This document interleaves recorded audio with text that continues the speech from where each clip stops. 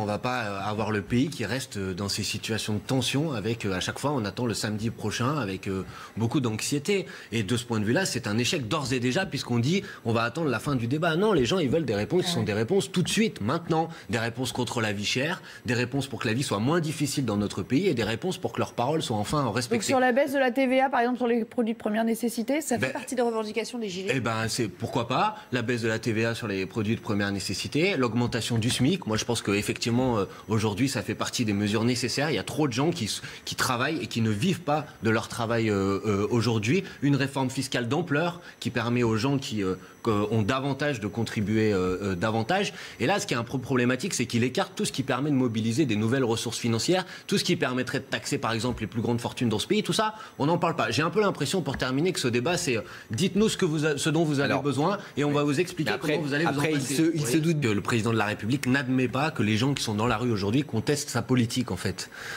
Il a le sentiment que, comme il veut pas, il s'accroche à la politique qu'il a mis en place, qui ne fonctionne pas d'ailleurs depuis 18 mois. Il s'accroche à cette politique, il n'admet pas qu'elle puisse être mise en cause.